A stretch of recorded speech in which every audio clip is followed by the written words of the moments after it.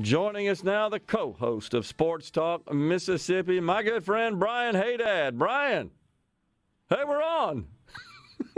What's going on? It's been too long since I've been on this show, Gerard. I know it. It was great to see you yesterday up there at the Palmer home. What a fantastic event that was. And again, most importantly, the results.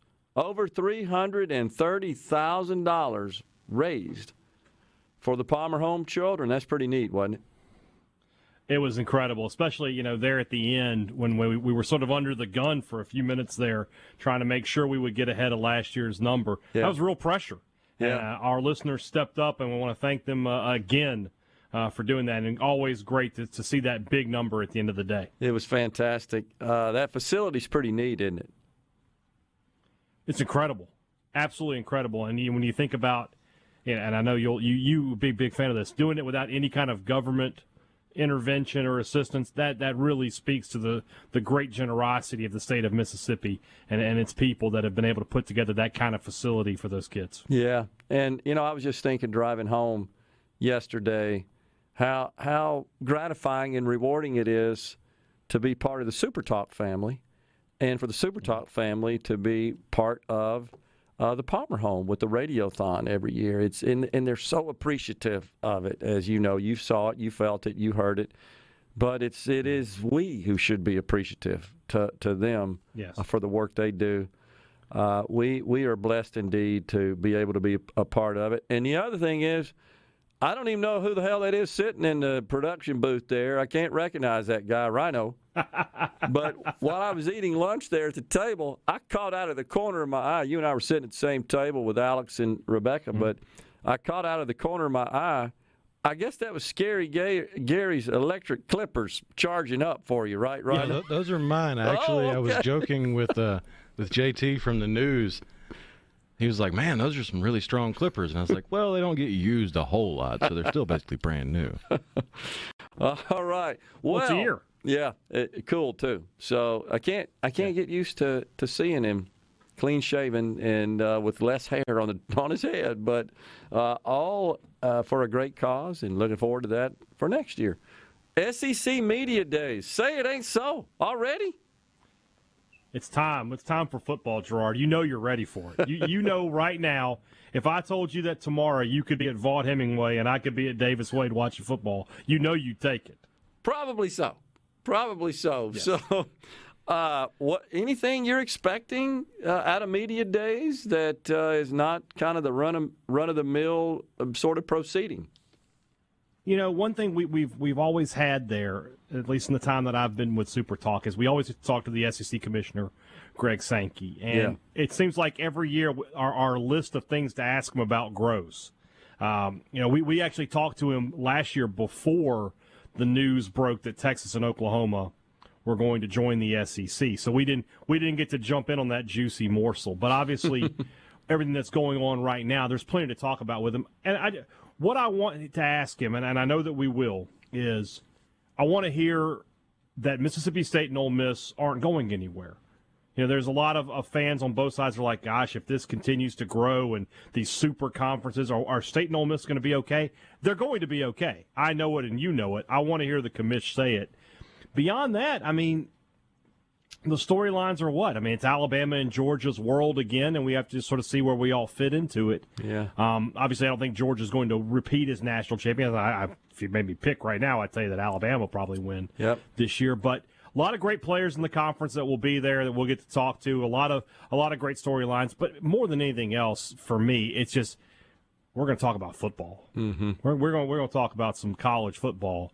And when we wrap up there on Wednesday, we're a week and a half away from the start of preseason camps around the SEC. And then if you can just close your eyes, you can feel a little breeze of fall coming your way. We'll be playing games before you know it. That's awfully optimistic about that breeze of fall in August, but I know. Yeah, I'm trying to be positive. I love it. I hear you. Anything from the coaches, because it's their time to shine. It's their time to weigh in and discuss their outlook and their position, what they got going. Anything in particular you think may surprise us coming out of the coaches with this NIL stuff getting more firmly entrenched as it is. And a lot of coaches ain't big fans of this. What do you think? I think that you will see some coaches will use their platform not to rail against it, because I think they're all smart enough to know that this is what's happening now, and that if they come out and they sound negative about it, that'll be used against them in recruiting. Yeah. But there will be some coaches who are up there like, they'll be talking against NIL as much as they possibly can. But then there are going to be some coaches who will get up there and be like, this is the way of the future. This is what's happening now. We can either embrace it or die. We can adapt or die. I think Lane Kiffin is a coach like that. Yeah. Mike Leach, from what I can tell, he's not a huge fan of these deals, but he's smart enough to know that if I don't get on board and I don't do these things, I'm not going to get players. And getting players is what it's all about. So I don't think it'll be overly negative, but there will be a comment here or there, a little snide remark about the new face of college football. I think that's right. So you kind of started out by talking about the super conferences and all this realignment stuff. Recently, we got the Pac-10. Is it Pac-12? Pac-10 now. Pac-12, right? Pac-12, yeah. Pac-12. I mean, I don't know that we're going to have a Pac-12 in the next couple of years. No. It seems to be falling apart.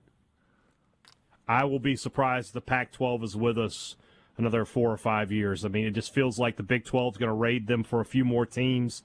The Big 10 might go back to get Oregon and Washington, and then you're left with Stanford, Cal, Oregon State, and Washington State. I saw a funny comment that said Stanford and Cal should just join the Ivy League at that point. I don't know if that would work or not. Harvard versus Stanford would be a heck of a football game. Yeah.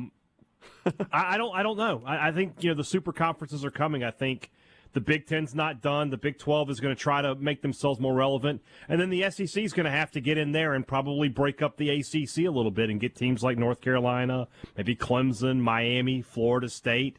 I know there's a lot of interest in Virginia Tech. Those schools are going to end up somewhere. And then you're going to have schools like Wake Forest and Boston College. I don't know where they end up. Yeah. I don't know where those schools are going to end up because they just don't have the fan base and the branding that some of the other schools do. You think you got to keep in mind, though, or at least consider, you got a USC, a UCLA joining the Big Ten. That's not a short amount of travel between those programs. I don't see fans hopping on airplanes and traveling to Michigan from L.A. for a Saturday game. Maybe not. I mean, I think early, especially, there would be some novelty to it. If you're a Michigan fan, you've probably never been to the Coliseum. Go to a game out there. The Rose Bowl's a little different with UCLA. A lot of Ohio State and Michigan fans have been there many times. But I think there'll be some novelty to it. It's more about and I'm not one of these, I don't know how to put it, but, I think about like a women's basketball team from Rutgers going to play at UCLA on a Wednesday night. I mean, how on earth do you do the logistics of that? Yeah. A lot going on there. But I think from a football perspective, you get some good matchups. USC is a big name. UCLA is a team that has a high ceiling. Yeah. Like, it could be good. So you get some interesting stuff out of it. And in fairness, they do, programs like that do have a scattering of fans throughout the nation. They're not just concentrated. Yeah, especially USC. Yeah, USC, incredible. So, it'll just be interesting. I got to tell you, Brian, I don't know that I'm a fan of this, and here's why. There's something about the mystique and the intrigue of postseason play when you're playing some team you just don't ever play and have never played. But, heck, the way this thing's setting up now, you're going to be playing the same teams in the postseason as you are in the regular season. There is something to that. There used to be something like, I remember Mississippi State when they played Michigan in the Gator Bowl a few years ago, and you're like, oh, man, Michigan, Yeah. But nowadays, you're right, it feels like the college football has gotten smaller in some ways, and now you're going to see, the Ole Miss Texas games. Those were huge games in Oxford and in Austin a couple years ago. And now it's going to be, you might play them every 4 years.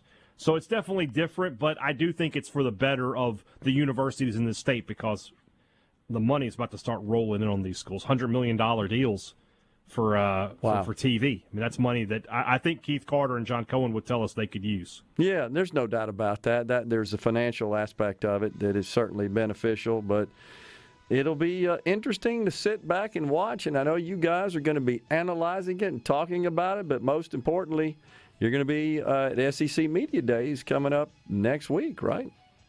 Yep. Ole Miss on Monday, Mississippi State on Tuesday. We'll have That'll be fun. all the good stuff to talk about. Ought to be fun. Brian, always good to talk to you. See you, Gerard. See you. Ryan Hadad, co-host of Sports Talk Mississippi. Rhino is bumping us out with a little journey that's a standard, right?